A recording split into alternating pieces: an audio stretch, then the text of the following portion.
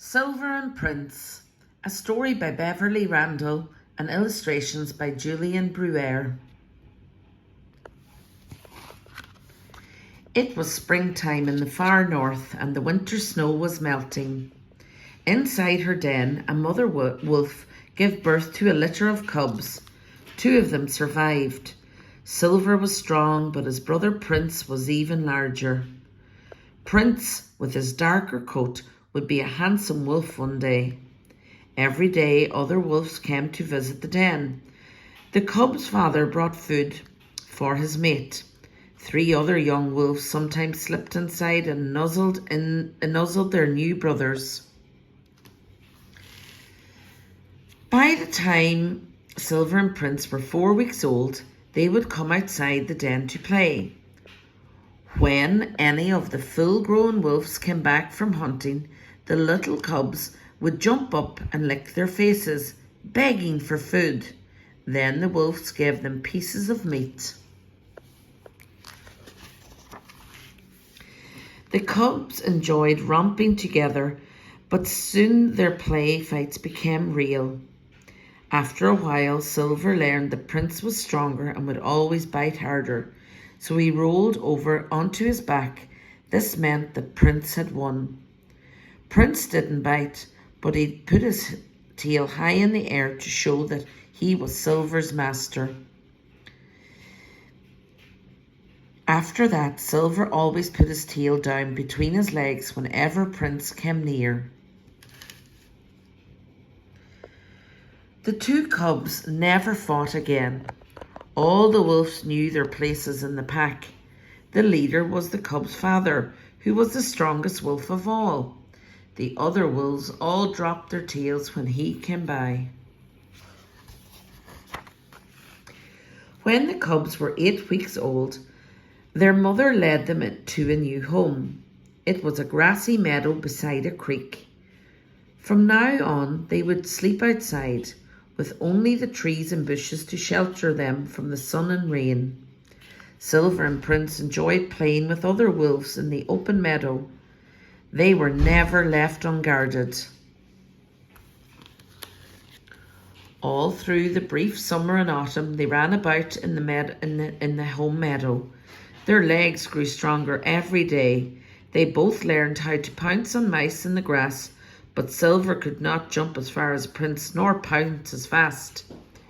Prince was going to be a great hunter. One day he might become a leader of the pack. When the first snowstorms of the winter came, Silver and Prince were 7 months old. Now they were big enough to join their family on the hunting trail. Before they set off, the wolves touched noses, lifted their heads and howled. All their voices joined together to make an eerie sound.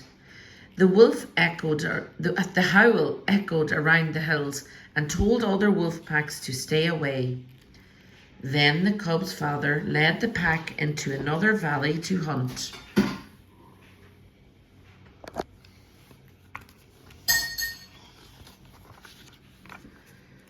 The hungry wolves sniffed the wind and scented deer, caribou.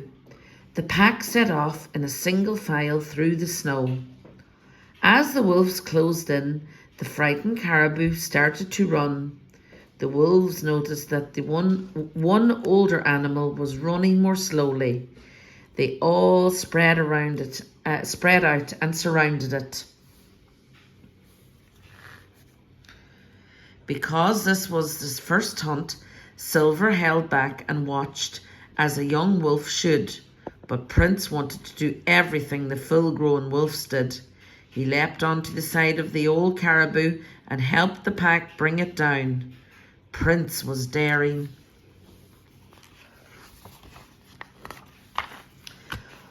One cold day, a few weeks later, the wolves scented the largest deer of all, Moose. The pack moved closer, moving at a steady trot. At the last minute, the moose sensed danger and tried to get away, but the wolves ran faster. Then the largest moose turned and faced the wolf pack. The older wolves were wary. They knew the moose were tough fighters, But bold Prince rushed forward. Crack! Prince had been kicked on the head. The heavy blow sent him flying into a snowdrift. The leader of the pack saw that the moose was far too strong to bring down, so he led the wolves away. Silver looked back, expecting Prince to run up and join them. But Prince was still lying very still in the snow with a crack in his skull. The pack had to move on and leave him there.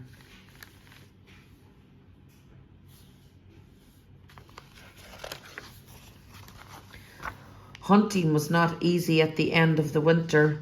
The wolves often failed to make a kill. They grew lean, eating only just enough to keep themselves going. But in these hard times, Silver became skilled and strong. He learned everything a young wolf needed to know about hunting. One morning in the early spring, Silver caught sight of a strange thin wolf. It came slinking towards the pack with its tail tucked between its legs. Its ribs were showing and its head was scarred. But the wolf was not a stranger, it was Prince. Somehow, in spite of bitter cold, loneliness, and almost no food, he had survived. Tough young Prince had managed to stay alive while his skull mended. The wolves gathered round and smelled him from top to tail. Prince lay on his back, begging to be allowed to rejoin the pack, and the wolves welcomed him in. As the days went by, Prince grew strong again, although he could no longer leap as high nor run so fast. Now, when he came near Silver, he did not raise his tail.